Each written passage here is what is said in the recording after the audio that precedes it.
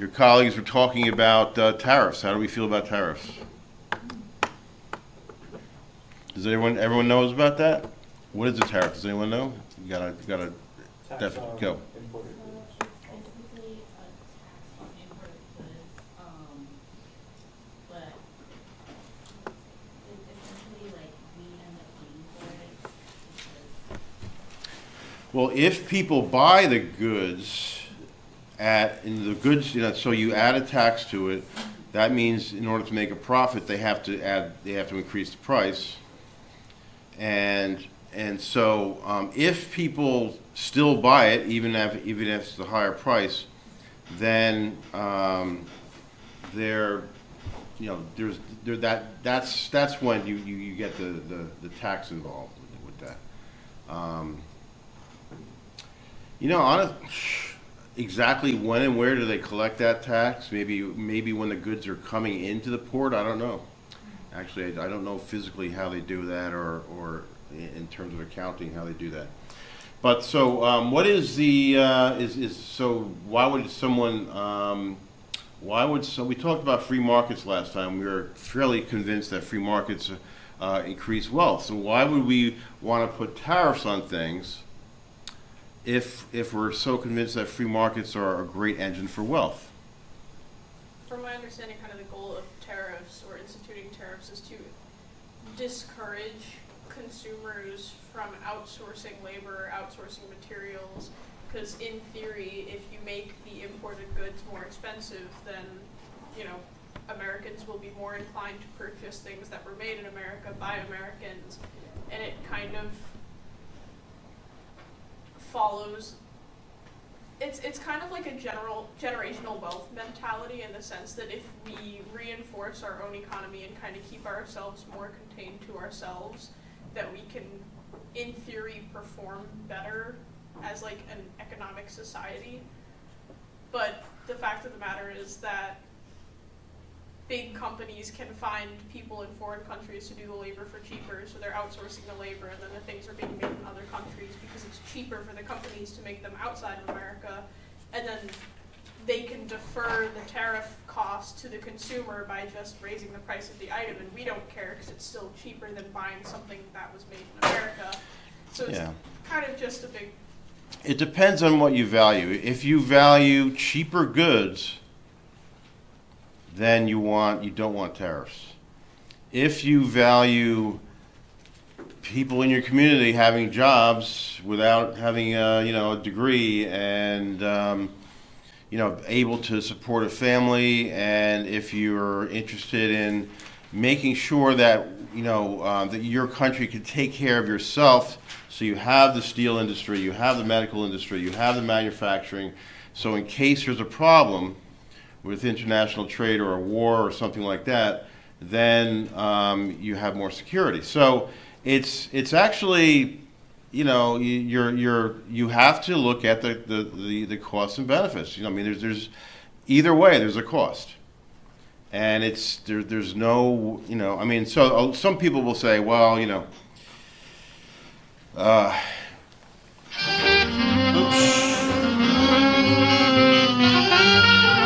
why is that going over the PA system here?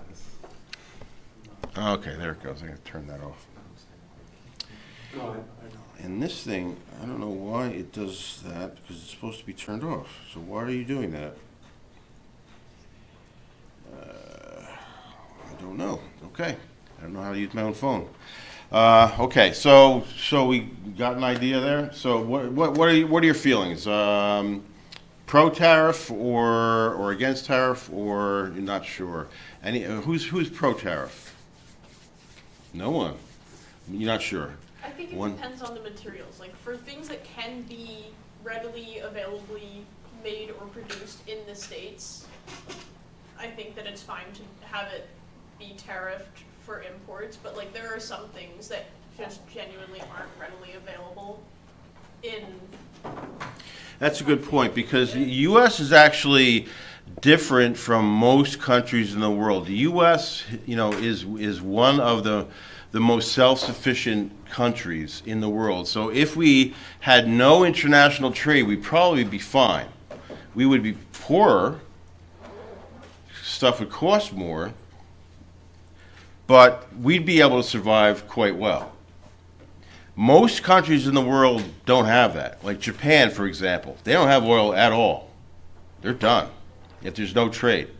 The U.S., we got lots of oil. We got people. We have land. We have minerals. There may be some minerals around the world that we don't have, like there's something in Congo related to phones or something like that. Lithium.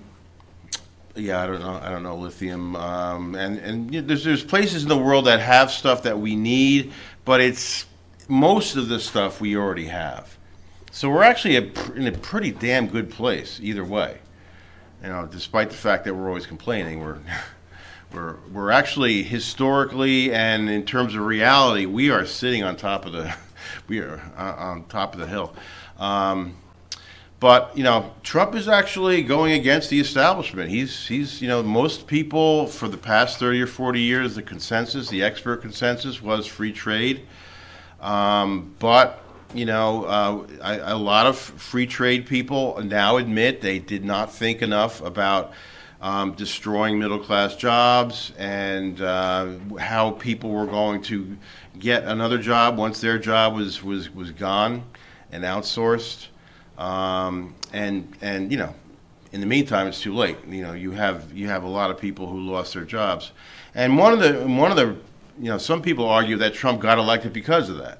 In other words, people were so angry that, you know, their needs were not being addressed by the government. The government's free trade, free trade, free trade. They see their jobs disappearing, their communities disappearing, and they're kind of like, no more of this. And both parties were supporting free trade.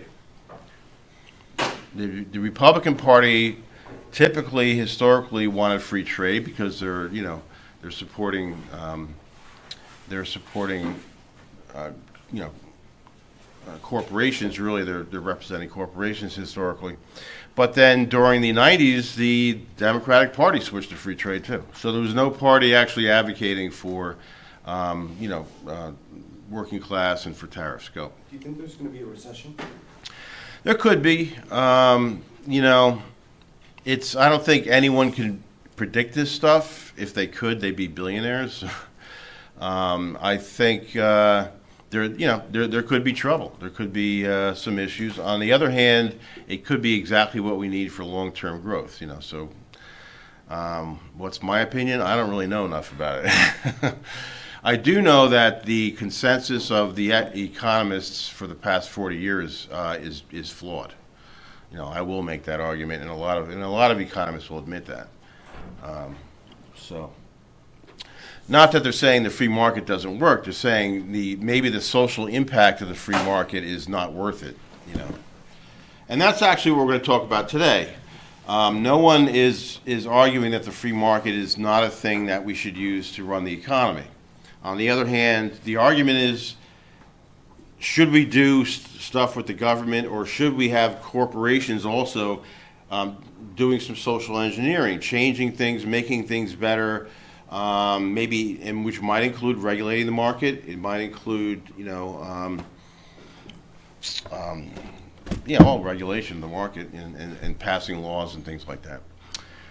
So that's the overall debate these days. So once you understand, and we're going to talk about that debate today, it really should give you a good sense of what people are talking about in the news or in all these arguments, because this is the basic.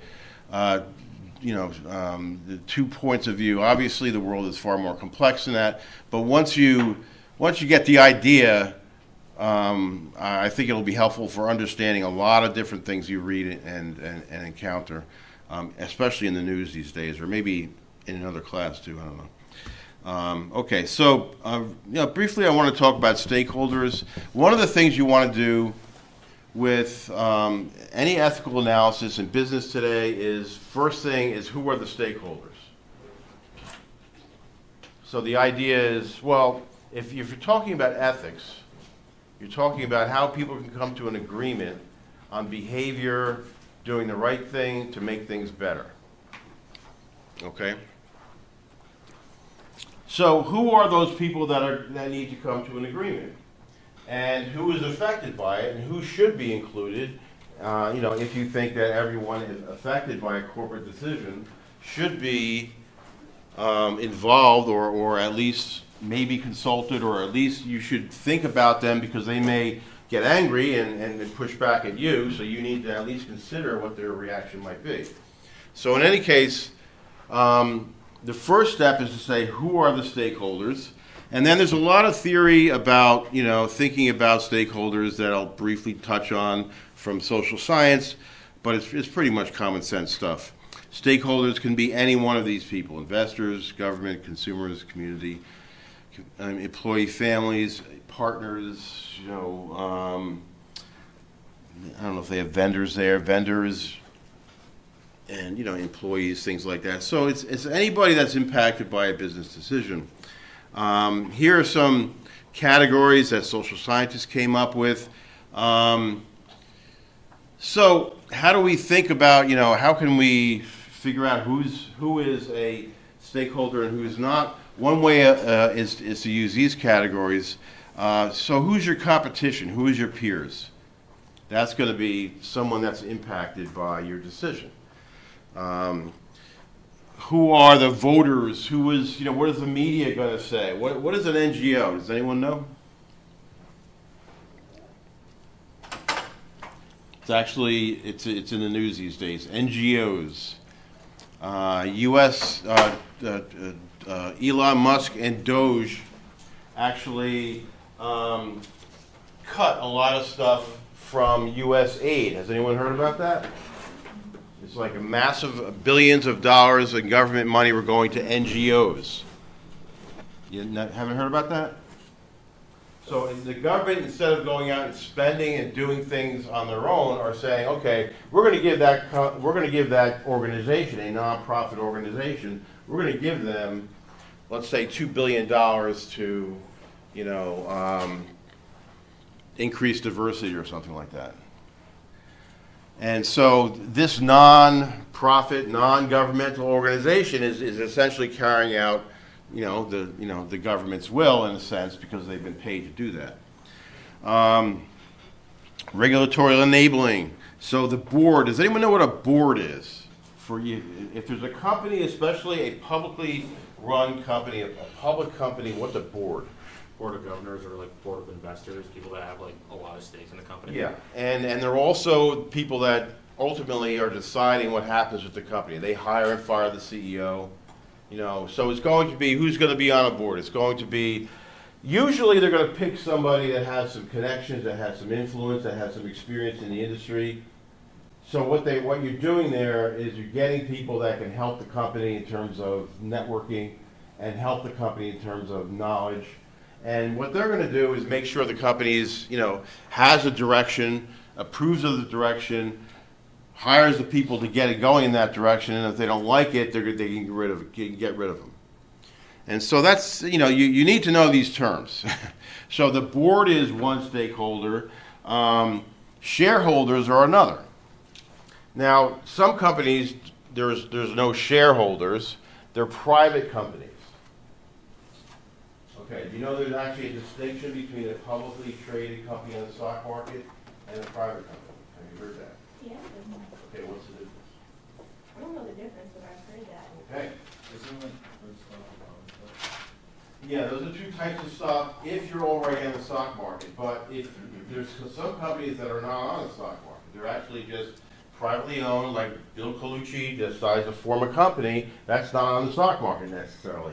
I have to actually go to the stock market and say, I want to be on this, and then there's a bunch of rules. You have to follow all these rules. And one of the rules is open accounting. You have to follow accepted accounting principles. And if you don't want that, then you can't, a lot of companies don't want to do that. They don't want to expose their finances to the world. They don't want to follow regulations and rules.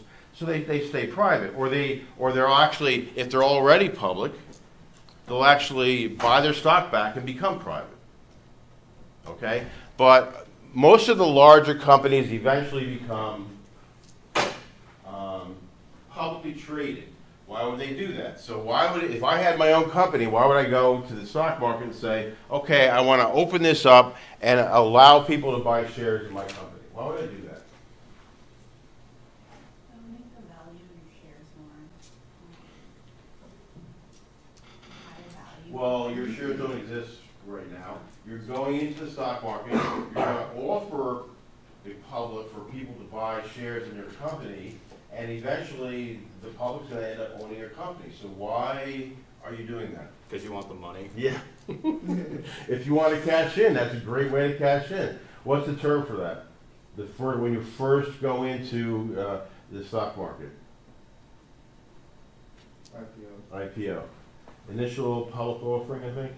Yeah, so then of course, you have functional management, vendors, employees, customers, unions. So just keep that in mind. One step, if you're doing an ethical analysis in this class, first talk about the stakeholders. Or else, you're not going to be able to make an intelligent conversation. You need to keep in mind everyone that may have an ethical claim on your decision making. Make sense? How do you then prioritize? You have different stakeholders. They want to make different claims. Okay? So employees want more money. Shareholders actually want to pay employees less money because they want to capture the profits. The public has a certain interest in the corporation not, let's say, trashing the environment. In Denville, there's a problem where they opened up a brewery, and now the parking is being taken up. So other businesses are losing customers. So you have a lot of conflict between these things.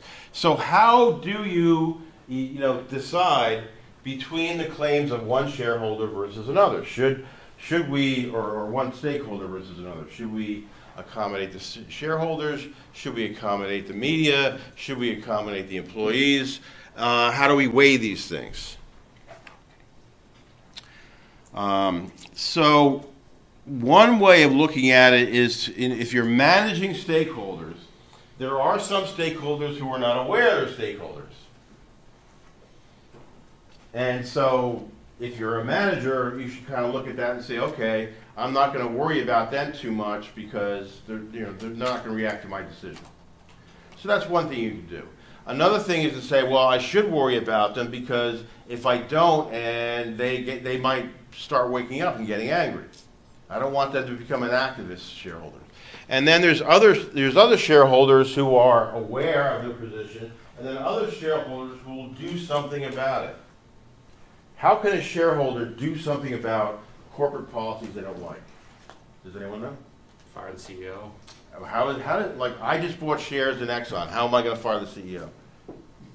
If you have enough shares of it, you can. Oh yeah, if you have enough shares. So if you have shares, you can vote. And actually, if you go and invest in a company, periodically you'll get an email. Here's something we need you to vote on. Do you know that? You can actually vote on stuff. And you can propose stuff as a shareholder to the company and say, I want Exxon to get out of oil, I want it to be all solar power. And they do that. I get stuff from Exxon all the time saying, we want to diversify into sustainable stuff, and then usually vote it down. Okay, so that's how these things work. Okay. You could look at it in terms of power and interest. So, fundamentally, I just want you to take two steps. One, who are the stakeholders? B, clearly say how you're evaluating their claims. Which ones are you going to prioritize, right? Make sense? And you could make the argument in terms of power or interest. You could use all this stuff I'm showing you here, or you could just use common sense. But those steps must be made. In other words, I'm doing an ethical case about, what Facebook, what they're doing, whatever it might be. The first step is who are their stakeholders. Second step is how have I decided to evaluate the claims of those stakeholders, right? Make sense? Then you can move on to some sort of ethical analysis, some sort of recommendation for how this should go forward ethically. Right? All right. There's two ways of evaluating stakeholder demands. And this is what we're gonna go over today. Basically, the debate is between a minimum and maximalist or you can call it normative approach. The minimal approach is the economy is to make money. Corporation executives are hired to make money building a widget. That's what they do. And they're very efficient at it, and they're very good at it. And anyone who wants to use the company for a different purpose, in other words, to save the world in some fashion, or to indulge in some non-economic, non-profit oriented thing, then they're actually on weak ground from this perspective. Okay, and you read the Friedman letter, so you should be aware of some of the arguments there. The other case is that we should actually weigh the stakeholder claims against, let's say, other claims on the part of our economic claims on the part of shareholders. We should weigh them heavily and maybe sacrifice some shareholder value, and maybe sacrifice economic efficiency and things like this. So there's more of a willingness to say companies don't have to maximize profits, right? Make sense? So that's fundamentally the difference between looking at it. And this, so there's different levels. You could look at it here too. None of this you have to actually memorize. I'm just, in terms of a test, I'm looking for an intelligent conversation that actually says something for each one of these steps. Okay, the first step I'm going to require is, well, who are the stakeholders? Second step is, what are their claims? And then how are you evaluating them? How are you weighing them? And then what reasons are you giving for them? Okay, so really, I'm looking for an intelligent discussion along those lines. You don't really have to memorize this stuff in terms of the social scientific theories and terminology. That's for another course, if you take a management course, maybe. Okay, so who are the stakeholders in your college career?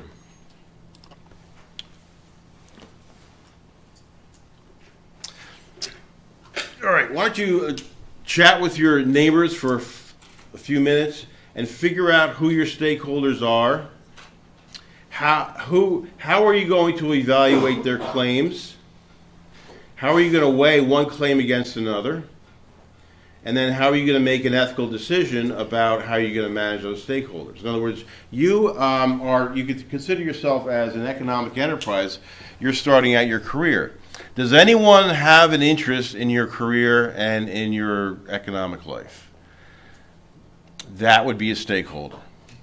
Okay, so let's just take a few minutes and see if we can figure out who are your stakeholders, and how are you going to, what ethical criterion are you going to use to weigh their claims, and how seriously you take their claims, and whether you're going to what compromises you'll be making between claims, right? Make sense?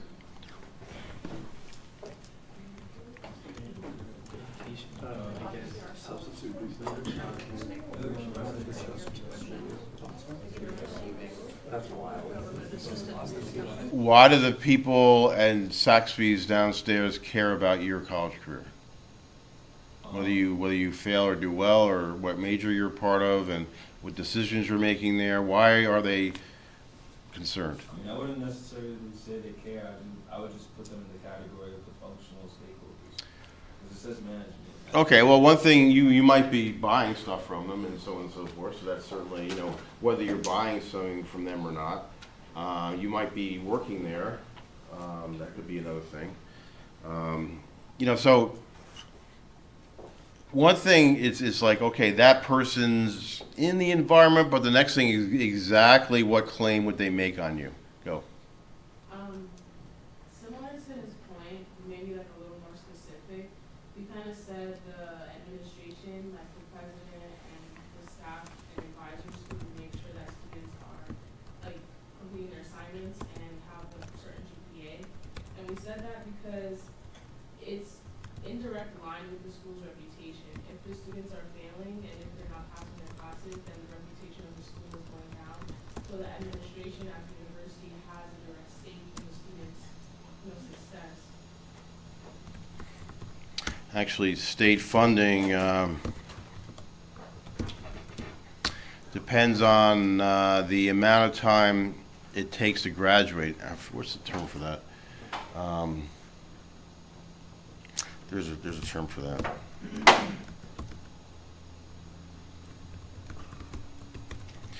And so one measure is if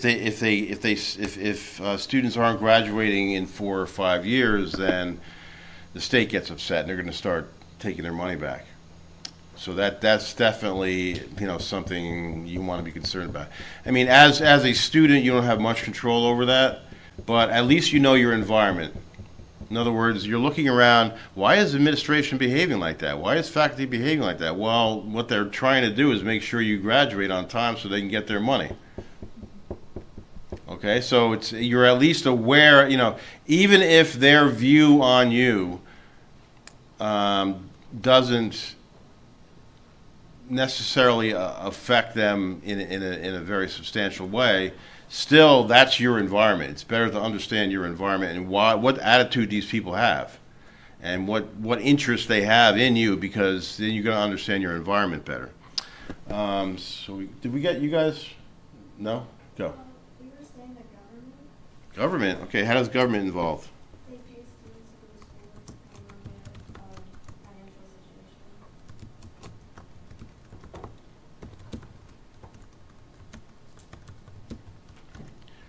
And what else? Like financial aid. Yeah, okay, that's financial aid. Yeah, certainly there's a ton of money involved with that. And that's actually a big issue. So college used to be a lot more affordable. Now it's less affordable. There's a lot of reasons for that. One reason is they've doubled the administrators. So you're paying for all these people that are helping you, quote unquote.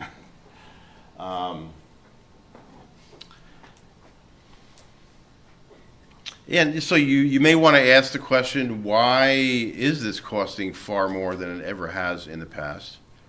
And so you'd be able to understand at least what's going on. Obviously, the government has a need for people to be educated so we can fill roles in our economic system and our military and every other organization that we have. We need well-educated, motivated people, or else we're going to be in trouble. So government is definitely involved with that in a lot of ways. There's actually a lot of government action now involving higher education. Have you heard about this? Since Trump got into office, what's happened? What's his orientation towards higher education? You don't pay attention to the news at all? Don't read? Does anybody actually read the news every day, or we're just not news people? I heard that he let go of them, like the CEOs. But I don't know the details. I just know. Let go of the CEOs.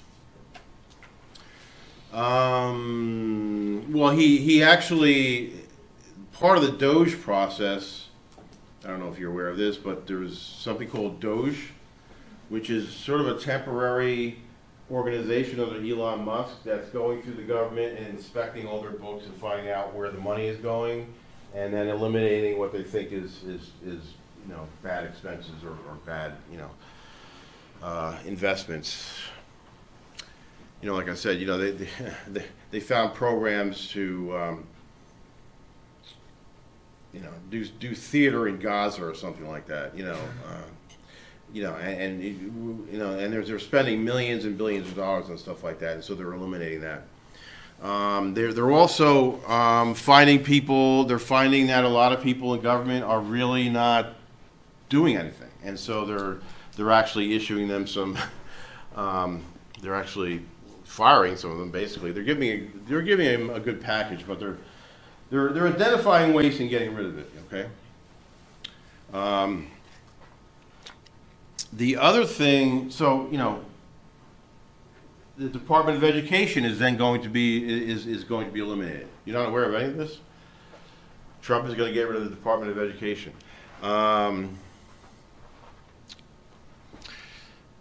Have you ever heard of DEI? Yes. What does Trump feel about that? And what is he doing about that? Removing the requirement for workplace diversity inclusion. Yeah, so every year I have to take this, training, how not to exploit and use and hurt students and faculty and colleagues, and how to be a nice person. Every single year, the same training over and over and over again to make sure, I'm not an evil person. You forget how to be nice after. I do. I need that training. I need to go over the same training every year, or else I'd be a criminal, basically. So that actually has been, the federal government used to do that, including the military. I don't know if you had that experience, but Oh, yeah. there's diversity training and all this stuff. Does anybody know what the scientific evidence for diversity training is? Does it work? Probably not. I would say no. I mean, I don't know about any actual evidence, but I There's would say actual probably evidence. not. There's no evidence that it works, and there's some evidence that it does not. There's some evidence that it just pisses people off. I mean, yeah. And some people argue that it just focuses, people who are not focused on race and gender are now focused on race and gender, which may not be a good thing. Yeah, I mean, it's one of those things where it's like for a lot of people, because things like racism and biases are, taught like when you're young, like they don't just magically appear in your brain one day. Like, if you're racist, you're going to be racist, and watching a video that the government told you to watch isn't Yeah. going to make you unracist. Nope, not at all. Nope. And if you're not racist and you have to sit through those videos every year, you're not happy. In my case, I teach sometimes for multiple schools, and I have to go through the same training for multiple schools. The same exact. It's like Okay, so how do we evaluate these things? Does anybody have any ideas about how to evaluate one versus another? Just common sense. Any ideas? How would you, if your mother and father call you up and say, I want you to have a different major, or I want you to get out of school, or I want you to do something or other, are you going to necessarily do what they say because they're a stakeholder that determines your decision, or are you going to weigh that against something else? Like maybe, you have an interest in a subject that so let's say you're taking art history and they're saying, how can you get a job with that? And so you have this big argument. How are you going to resolve it? How are you going to make that decision? How do you make decisions in your life? You must know people with competing interests in general. How do you evaluate them? I think at least for me, it was like my own feelings towards it. Like, is it something that I could see myself doing? Is it something that I would like? As well as the cost, because I know some majors are more pricey than others, so compare that cost with your own personal funding to see if you were able to if that's something you pursue. And also, I also looked at future jobs that are in need and growing by 2030. That would help. That's reasonable. So one thing you do is you weigh the strength of your feelings. Another is you're looking at, okay, let's get the facts. My parents say art history is not a great, but what you could say is, well, I'm not really interested in money that much. I'm interested in having going to work and really enjoying the work, and it's not about buying the latest and greatest, stuff. I just want to enjoy the work. So that could be your argument, and your parents could say, well, we don't want you moving back in 10 years, And so you would present facts and figures about that, but you would also weigh the strength of your feelings, So that's fair enough. You'd provide evidence to them, like, look, art history can be made into a good career, and here's some examples of some. Or you could say, hey, I owe my parents That's it. Even if it's against my wishes, I just owe them because I wouldn't be here without them. They're wise. They know stuff I don't. I hate it when my mom gets upset. So, you could do something like that. Okay, let's see. So that's stakeholders. I think that's enough for stakeholders. Let's do a. You could use your cell phones for this. Go to polev.com and we're going to go to Colucci MSU. I got to make sure it's running. It probably isn't running. Hold on.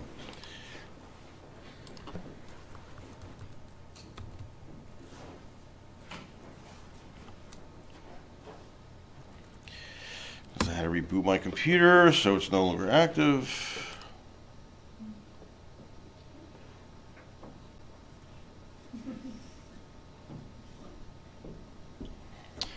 Where are my activities? Activities. Let's do this activity, and we are going to. Okay, I believe I turned it on. So let me put that back and see if someone can get into it. Polev.com, Colucci MSU. See if you can get into that.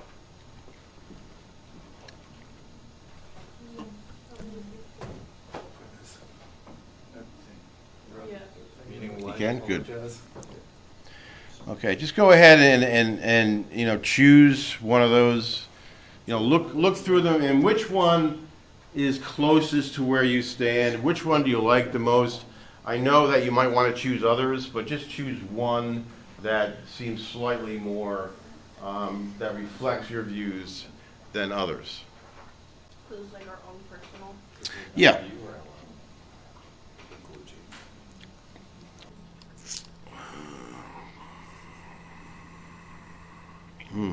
I guess I cut the quote off a little bit.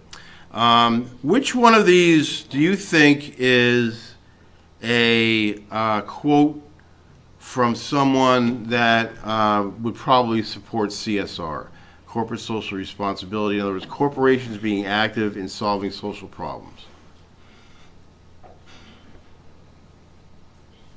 It's I would say the George Bernard quote.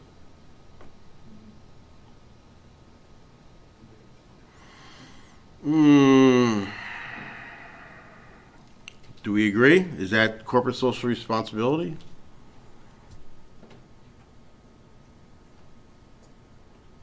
Versus the libertarian, the libertarian is more like, well, corporations should make money. They should stick to that. They shouldn't be doing social engineering. CSR is we should be doing social engineering. No?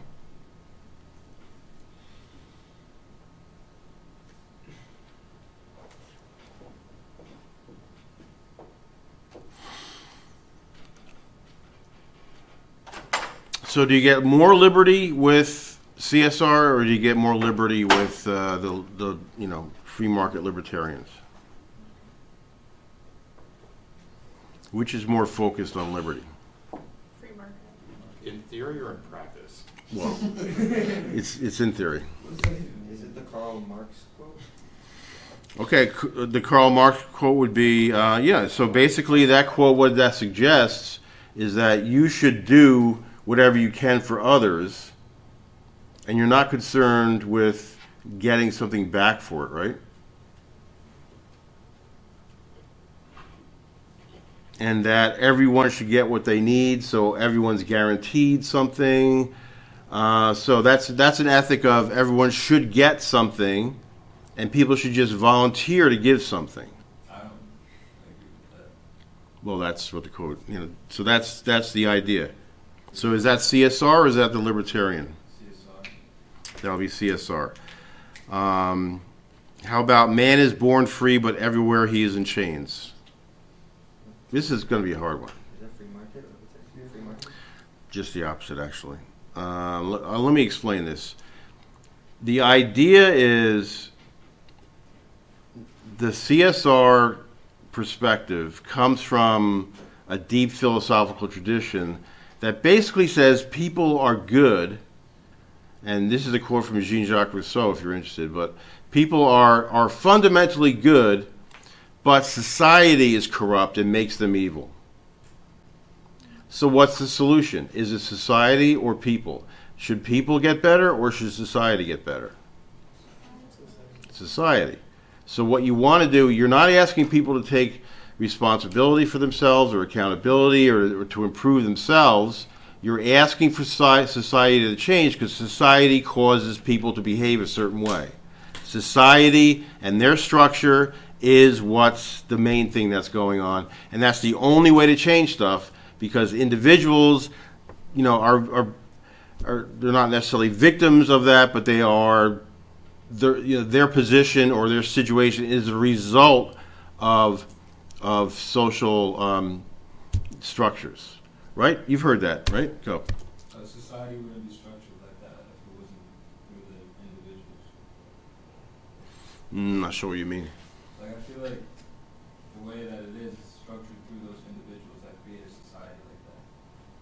Well, I think you might be expressing the libertarian perspective. The libertarian perspective would say, well, fundamentally society is based on the character of the people in it. Yeah. So if they need to take a responsibility, they need to take accountability, they need to act, and they need to work their butts off in order to make a good life. The CSR perspective is they can't do that because they don't have the resources, they don't have the encouragement, they don't have the institutional support. So, you know, if their outcomes aren't good, it's not their fault, it's the society's fault. See the difference?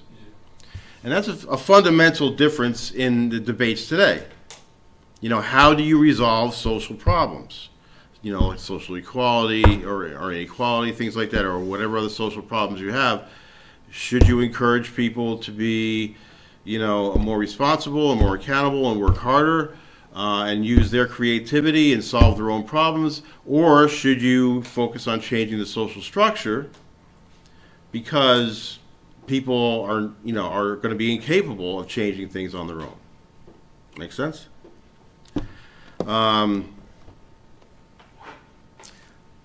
So the idea here, man is born, if only, so the idea would be if we build a better social structure, people will automatically adapt to it. It'll just happen. Whereas the other perspective, from the libertarian perspective, is more after Solzhenitsyn. I don't know if he's here. Yeah, the top one is, I don't know, I cut it off, but it's actually Alexander Solzhenitsyn. Does anyone know who he is? Solzhenitsyn. No. Okay. Have you ever heard of the Gulag Archipelago? Have you ever heard of the Soviet Union? Yes. Okay, so for maybe 30 or 40 years, they had something called the Gulag Archipelago, which is a massive series of internship camps within Russia in which they just arrested millions of people, threw them in there, and forced them to work, mostly to death. Okay? He actually survived. And he came out of it, oddly enough, without being bitter towards the Soviets. He actually blamed himself, because when he was in the military and just, you know, he was a citizen of the Soviets, he felt that he was buying into their ideology, and he blamed himself for that. So he really felt it was my responsibility to think about things, and I didn't do that. And that's part of the problem, he would argue. And so the idea here is, the quote is usually, the line of good and evil falls in the middle of every heart. What does that mean?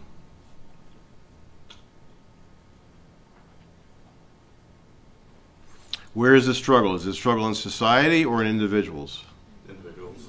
So what's the focus? The focus is on, in order to make things change, you need a moral or ethical success amongst individuals. He came from a society that's doing social engineering. He's coming from a society that's basically decided, we are going to throw out all, I don't know if you know the history of this, but the communist history is they go in, they say, we're going to be modern, we're going to throw out all of culture, it's going to be year zero. We are going to reimagine everything about human beings, and they said stuff like, okay, men and women are equal. Now they're equal. Okay, it's actually one of the first societies that said, okay, we're not going to make any difference between men and women. And all tradition, basically religion is gone, culture is gone. Everything has to do with our plan to recreate society and create the new Soviet man, the new communist man or woman. Okay? That's their idea. People are just going to change radically and behave radically differently, and everyone's going to get along. That's the idea. And you got to think to yourself, is that something you believe in or makes sense in or not? From the CSR perspective, yes, social engineering is something that can be done and should be done. From the libertarian perspective is people are flawed. Have you ever heard of, what is it? I don't know if I have it here.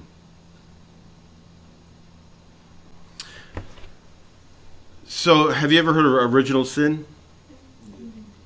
What does original sin connote? Original sin connotes that everyone, even a little baby, is sinful. Does that make any sense? You're blaming a little baby, just born, and you're saying he's already a sinful being. How does that make any sense? And it does make sense from their perspective. How does it make sense? The logic through religion is that since ideally your deity is perfect and nobody is as perfect as that deity, then therefore everyone else is kind of inherently flawed. Right. But I think from more of an ethical standpoint, it's the sense that you aren't born with the immediate ability to think and use logic and reason and have a sense of morality. It is something that you need to learn. So like Socrates would say, you have to develop your ability for self-control, for rationality. So you babies can't do that. Yeah, so babies can't. So basically, it's humans require a life of struggle to get better. And humans are constantly tempted. Now, do you believe that, or do you believe that we can create a society where everyone's just going to be nice to each other? There's always going to be outliers. I think you can strive to it, and I think that there are certainly places in the world in which, in their own communities, people are nicer to each other, but then in turn that usually kind of ends up having, a ripple effect of they're especially nasty to outsiders. Oh, yeah, yeah. And I think that's kind of, I don't want to say it's an unavoidable conflict of being in America, but given that we kind of have the largest population diversity, there are people that will never change their minds. And so it's kind of a difficult. Yeah, I mean, it's really a matter of whether you think that people are all that malleable, or are they pretty problematic? And there needs to be a lot of, they're not going to be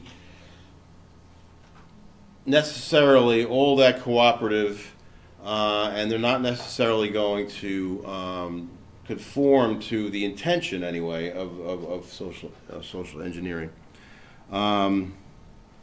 How about this C.S. Lewis? Of all tyrannies, tyranny sincerely exercised for the good of its victims is the most oppressive. What does that mean?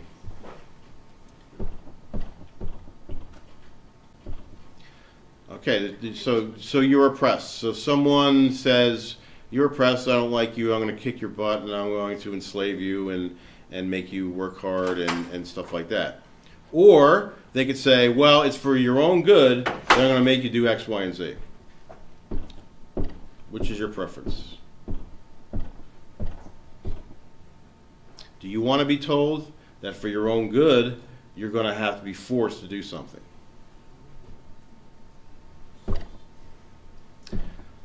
And so, and you could look at history. Did the Soviet soldiers in World War II think they were defending an evil regime? Did the Nazi or German soldiers think they were defending an evil regime? No. They thought they were doing good. The Germans thought they were getting rid of all these peoples who were, not as good, and getting rid of them will solve a lot of problems. The Soviets thought if you could force everyone in the world to be socialist, and what do the Americans want? They want everyone in the world to be buying their goods and replicating their system, right? So you don't feel too bad. Let's say, does anyone know the explanation or the main reason used by our government to invade and take over Iraq? Weapons of mass destruction. Threat to us, and also to make a democracy in the Middle East, right?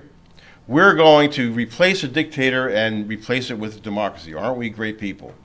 So we feel better about going there and bombing the crap out of them and taking them over, right? So where the most trouble happen in human history, and some people will argue that the most trouble, the most harm is done where people who think they're doing well for others. So for example, in France, in the 1600s, if you had the rise of Protestantism, and the Protestants and the Catholics would slaughter each other, and they would justify it by, well, I'm saving their soul. It's better for them to be slaughtered so that they stop sinning against God, and I'm helping them. Okay? Alrighty then. So let's talk about some of that stuff. I want to go back to human nature. So what is human nature for the socialist? Human nature for the socialist is very malleable. People are only acting bad because of their situation. So if we simply change their situation, they're going to start acting good. Right? So the only thing we have to do is appeal to, do some social engineering. You're really not asking people to raise themselves by their own bootstraps, right? You're not asking people to be responsible or accountable or to be creative or to put a lot of energy into things, because basically they have very little agency. They're controlled by social structures, and so that's nice, and they may recognize that that's part of it, but it's a trivial part of it. The major thing is people are put into these positions they have no control over. They can't do anything about it. It's also utopian. In other words, the idea is, if I can imagine a better society, we can get there. We're not terribly worried about how practical it is, whether it's been done in the past, whether there's any evidence that it can be done. Let's just envision a better society. Has anyone heard of Bernie Sanders? Like, one of his speeches is a lot like this. He's envisioning a better society. He's saying, let's get there. He's trying to lead us to that better society. Okay?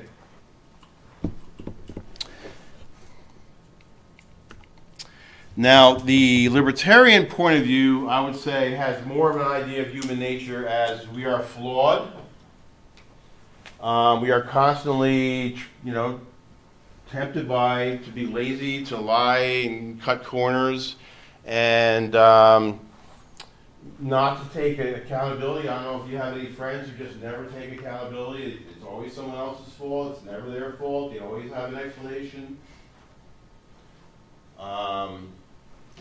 And so that's the way people are. And so you really have to ask them or demand of them that they take personal responsibility, they develop their character, and they become accountable, and they start working harder, and they make their lives better. It's on them to make their lives better. That's the only way things are going to get better.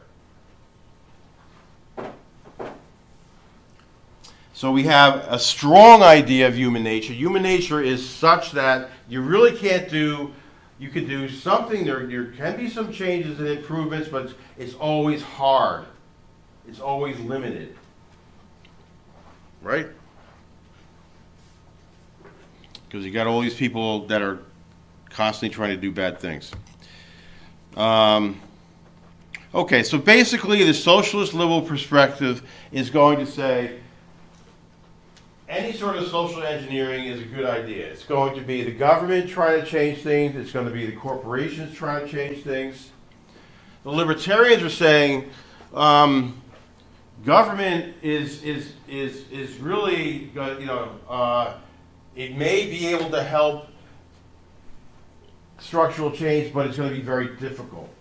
And in fact, they have a very low opinion of government. They'll say government is going to be either corrupt or incompetent. How do you become competent and responsible and accountable and efficient and effective and actually change the world? It's through, basically the market forces you to do that. Okay, so if you started a business and you made a lot of bad decisions and you're very lazy, what happens? Suppose you did that and then the government stepped in or your mother stepped in and said, okay, I'm going to make you whole again. What did you learn? You learned absolutely nothing.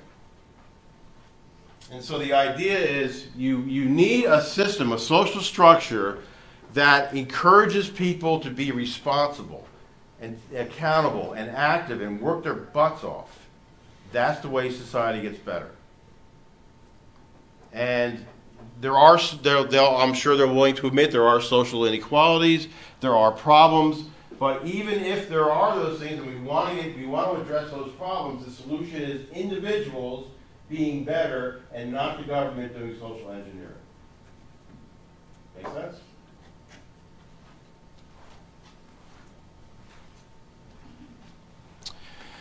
Okay, so one socialist assumption is, let's go to, why would it be ethical to claim that we should have, that the corporations, for example, should, aid in some of this social engineering? Why should corporations do a DEI program and so on and so forth if it's not related to their bottom line? Why should they do that? Well, they owe society. So have you ever heard you've heard of Obama, right? So Obama has a famous speech in which he says, he's talking to businessmen and he's saying, you're always attacking government. Government's, not the enemy. As a matter of fact, you didn't build this society. You are enjoying this society, the fruits of this society, and profiting from it, and you're ignoring that. You owe us.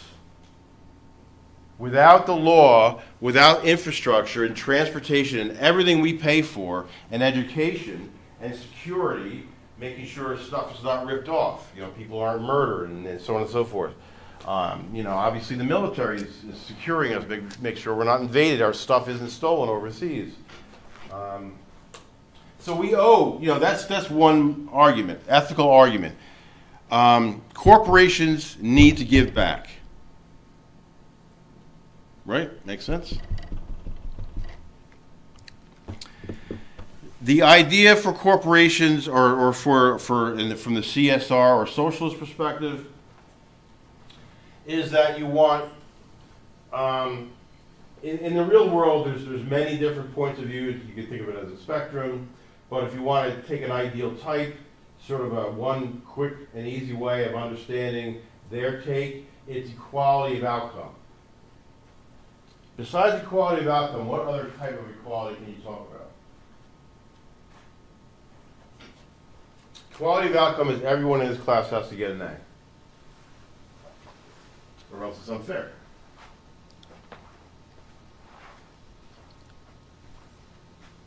There's no other explanation for people not getting an A outside of the system's unfair. What's the alternative way of looking at that? If you don't have equality of outcome, what else do you have?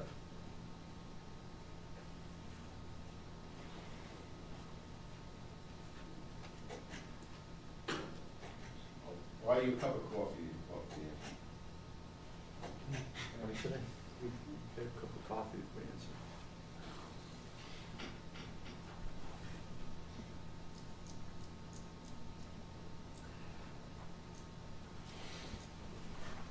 You kind of can't force equality for every outcome because, kind of as the picture describes, like, the same things don't work for everyone, first of all, and second of all, for your example of, like, you know, everyone could get an A or else it would be unfair. For everyone to get an A would be unfair because different people put in different amounts of effort, different people require different assistances. So, I mean, that's kind of like, that's why we have like, I don't know what the proper term is, but like disability assistance program, like 504 and IEPs, because, you know, different people don't have the same tools in their metaphorical toolbox to succeed, and certain people need different assistances. But if everyone were given those advantages, then like it would be equality because everyone would have the same tools, but still the people who need more help wouldn't be able to succeed because they're still 2 feet tall, not able to see over the fence. Yeah, so the idea is like, you know, how, you know, let's do everything we can to get equality of outcome. So if someone, let's say if someone's 4'5" and they want to play in the NBA, let's see if we can accommodate them, you know. Now we have a big controversy where, you know, there's some, I don't know what the right terminology is. Some people who were born a male who want to compete in female sports, that's another big issue. In other words, should we accommodate them? Should we make it happen for them? And so, you know, the idea would be, let's suppose you had a population of, let's say 5% redheads, right? But there's no CEO that has that's redheaded, right? Of all the thousands of CEOs, not one is redheaded. The idea here is, well, that's evidence of inequity. That's evidence of prejudice against the hair color. What else could it be? If you had a population of, let's say, 5% redheads, 20% brunettes, 50% blondes, wouldn't you expect all of those hair colors to be perfectly proportional in every institution? In every sport, in every classroom, we should see the same thing, shouldn't we? Or else it's a problem. I would say no, just because like you'd expect it to generally follow it, but by expecting the exact same in every field is unrealistic. Okay. Well, that would be the argument. One argument is that if you don't have this perfectly represented set of characteristics in every institution, then that's evidence of deep-seated structural problems preventing certain groups from getting ahead. Okay?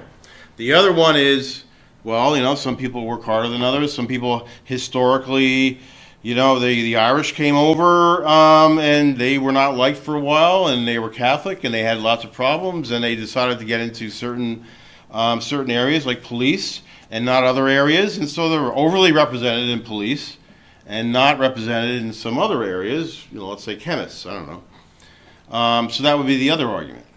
But from this perspective, it's evidence, if you don't have equity, it's evidence of some sort of structural oppression.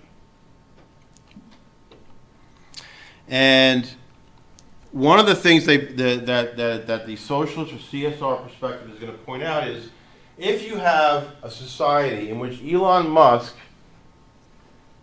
basically can create his own space agency and his own car thing, and gives a woman, just recently gave a woman several $1 million because she's having a baby that she claims is his, doesn't even know it's his baby, still gave her millions of dollars, versus other people who can't, their kids are unsafe walking to school, they're in neighborhoods where the other kids couldn't care about education, they don't have enough money for books, they have job insecurity, they have 2 and 3 jobs and they just can't make it work.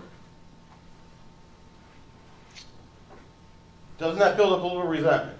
One person has a lot, millions of people have next to nothing. You know, approximately 40 or 50% of the U.S. population is living on paycheck week after week. If they have any disaster at all, they're in big trouble. Then you have Elon Musk. Then you have Bill Gates. Then you have all these other people who are just extremely rich. Like, I can't believe how much money some people have. I'll tell you that. I'm like, what are you doing? I obviously missed the boat. Okay. So things are systematically problematic. That's, if there's a problem in society, it's the social structure. It's not the people.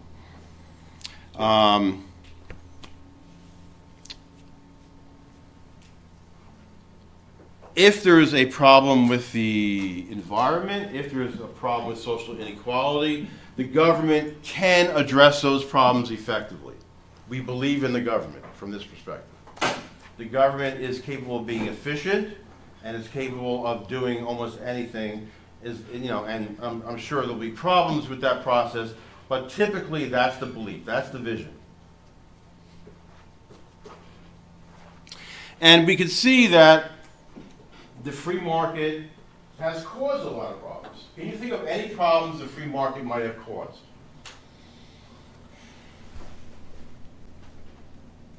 Monopolies. Okay. One thing is that the natural progression of a market economy is a monopoly. Why? Because if you have a company and you have a company and you're competing, what eventually might happen? All right, buy his company, he goes out of business, now there's one company. Great, there's one company selling us all bread. Are we happy or sad about that? Sad. Is that a good thing? Why? Why is that a bad thing? They can jack up the price of bread They can now. do whatever they want, yeah. Or do they need to be innovative? Do they need to make better bread? Do they need to make different varieties of bread? No. So we like competition. So the natural tendency of any market is eventually towards monopoly. And then once the company gets big enough, like Elon Musk or Facebook, and they can put $200 million into a campaign, what can they do? Why would that be an advantage? They can stop new companies from being able to form. Yeah. Basically, you can now influence the government to pass regulation, to pass laws which advantage you and disadvantage everyone else, and so you're locked in. That's called, what is it? Cronyism, and that's also the definition of fascism. So. Okay, so now there's a CSR, corporate social responsibility. There's also something called ESG. So I haven't introduced that yet. Have you ever heard of that? ESG. I think it means environmental, social, and governance investing. It's an investing strategy. So the strategy would be, I have a ton of money, I'm going to look around and decide where I'm going to invest, and I'm going to look at your corporate structure. How many women do you have on your board? What's the proportion of one race or another? Are you destroying the environment? Are you, whatever else? And they'll include that in their investment decision. And if you're not doing those things, you're not going to invest in your company. Okay, so what they're doing is pressuring companies to conform to their vision of how to govern themselves by withholding or offering investments. Make sense? ESG, so you got to keep that in mind.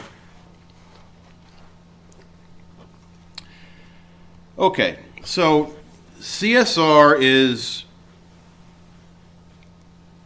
a model that helps a company be socially accountable to itself, its stakeholders, and the public. So socially, think about it, socially accountable. What it means is that they should participate in social restructuring. You can actually think of a long-term benefit for this. So one criticism of CSR is that, well, what you're actually doing is you're undermining profits. And isn't that undermining the free market system? And who would that hurt? If profits were undermined, in other words, you took money and you invested it in stuff to change the world, to make things better and more equitable, but that reduced your profits somewhat, who does that hurt? Does it hurt anybody? Investors. Yeah, investors. Okay, so investors are, A, they're unhappy. B, if you know that's going on with that company, are you going to invest in that company? No. No, because you want to maximize. And who are investors? Yes, most investors are rich people, but there are a lot of retirement funds for ordinary people that are in the stock market that are being invested. So there's also a thing with that. I will say, though, that the stock market basically reflects rich people problems. So if the stock market's doing well, that's how what rich people are thinking. If the stock market is declining, so that's really what it's an index of, because mostly it's a playground for rich people. So, but how could CSR be actually profitable? In the long term, it can be profitable because if you, let's say, add a woman to your board of directors, then maybe someone's going to write an article about that saying, hey, this company is very friendly towards women or very open-minded, and so on and so forth. And so now maybe a customer or someone who's considering working for that company, they're now going to say, all right, cool, maybe I'll invest in that company, or maybe I'll try to get a job in that company. So you can get more talent. You're going to get customers, brand loyalty, customers who have a warm and fuzzy about your brand. They're going to buy more of your stuff. In addition, if the entire public feels warm and fuzzy about that, what's the probability of government regulating you? Not likely. If everyone's angry with you, what's the probability of government regulating you? Far higher, because the public can vote, and then they can tell the government, well, we want this to stop. And so to protect yourself from regulation, you might want to do this too.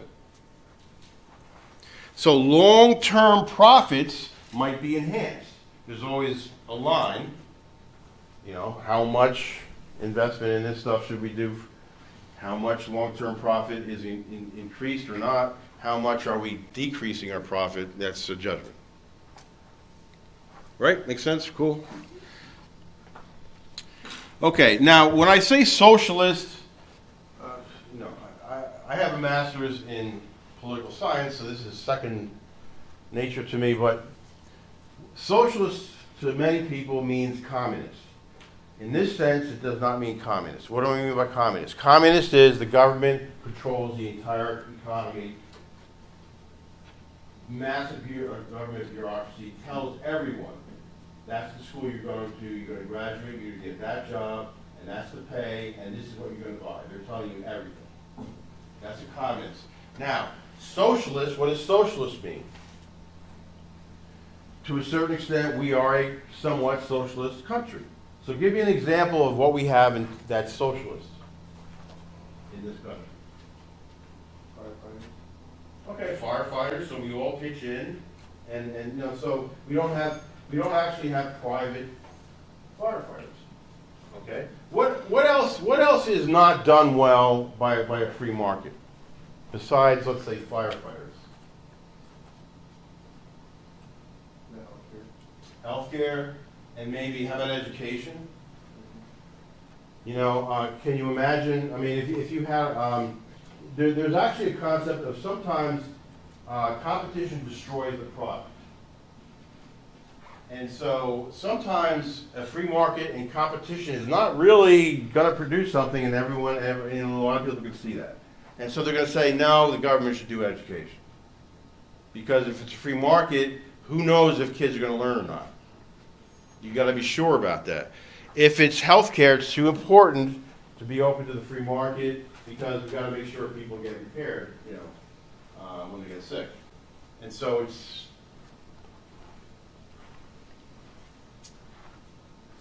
Okay, and the socialists would also say produces a lot of inequality, which leads to social unrest, predatory marketing. Have you ever had a friend or an acquaintance or anybody you know ever buy something that wasn't good for them? Fast food, all of fast food. And why do they buy it? Because it's convenient and It's convenient and it's cheap and there's advertising out there and they They hire the smartest people on the planet to construct those advertisements to get under your skin, so you don't even know why you like that thing. So, I don't know if you realize this, but there's actually an obesity epidemic amongst children. Have you ever heard about that? In America in general. America and in the world. It's expanding to the world now. An obesity epidemic amongst children. Do we care? Does that matter? You know, some people are overweight, so who cares? What's the impact of Not a lot of obesity? kids eat that. Is there any serious impact on society of an obesity epidemic? We're gonna end up like Wally. Shit, well, shorter lifespan. Yeah.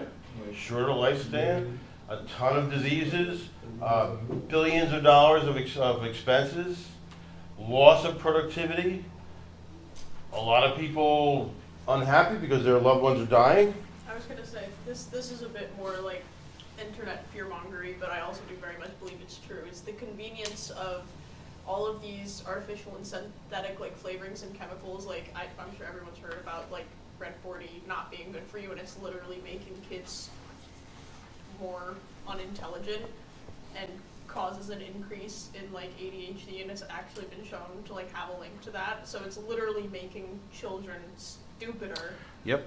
Which is like why if you try to talk to a young person, it feels like you're trying to interact with a brick wall.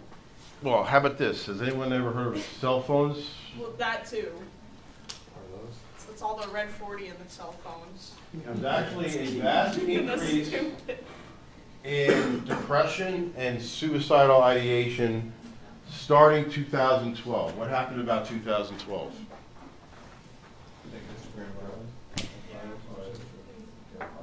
More social media. Amongst, especially amongst young people, but amongst young women.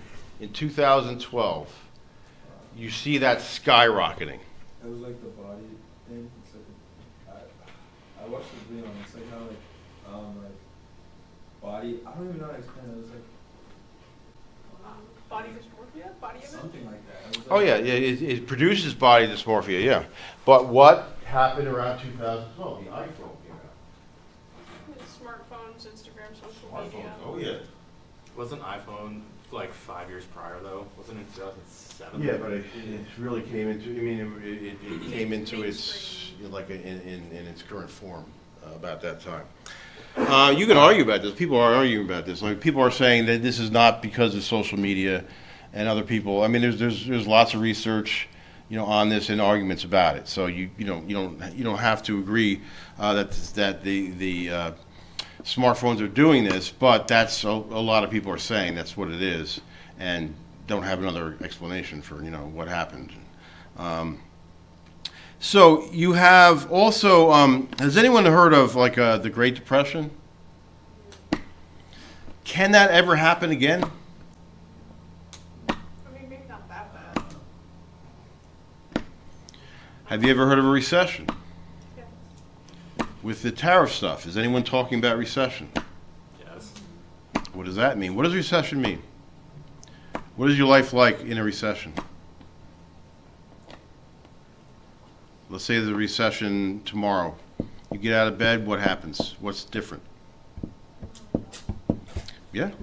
Recession means a lot of people lose their job. It's companies are less profitable. There's less money being exchanged. There's less economic activity. What happens to inflation?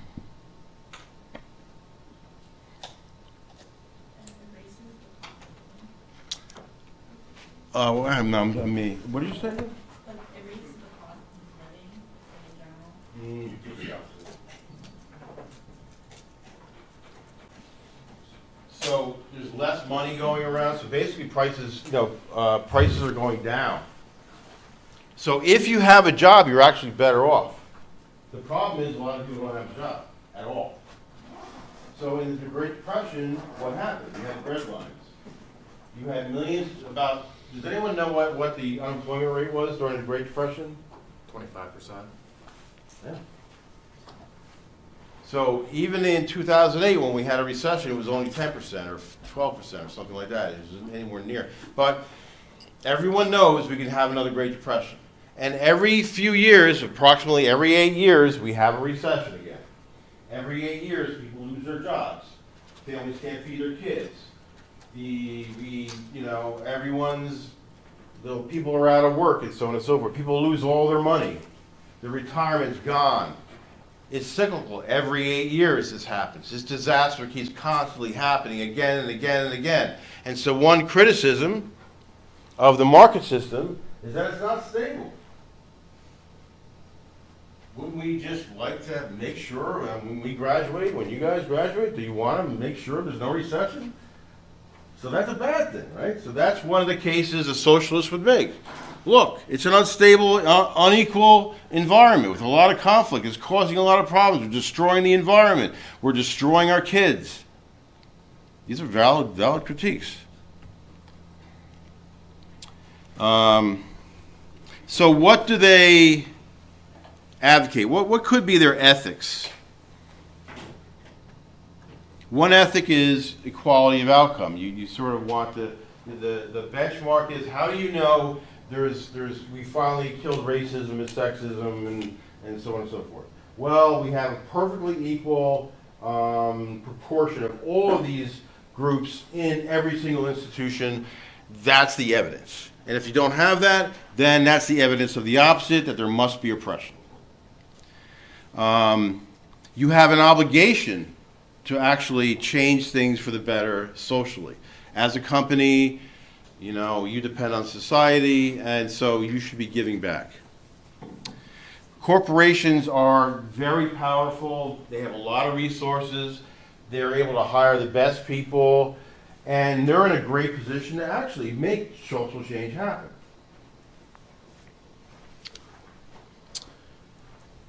Okay, and they're competent, and so on and so forth. Okay. Let's see, okay, I'll wind it up pretty soon.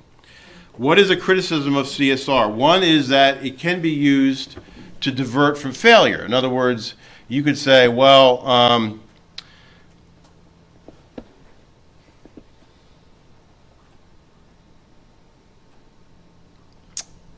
if you aren't doing well economically, you could say, well, it's because we're putting in all these efforts for diversity. And there's going to be a while until we actually achieve the efficiencies we're looking for, but it'll be worth it. And that could be true, or it could be just BS, covering up poor performance. And so sometimes CSR is actually, for example, Disney made up a whole bunch of bad movies. They're going to say, well, we're trying to communicate a vision of a world with more diverse people, and so and our audiences are not accepting it. Our audiences are bigoted, and so you could argue that, okay, yes, maybe the audiences are bigoted, or maybe you made a bad decision, and you bet on something that didn't work, and you're justifying it by saying, by failing to admit that you just simply made a bad decision. So there's lack of responsibility. It's like the same We've been talking principle as that article we had read about, like, Pride Month advertising. Yeah. Yeah, that was a good one. There's actually this guy, you ever hear of Vivek Ramaswamy? He was actually running for president. No?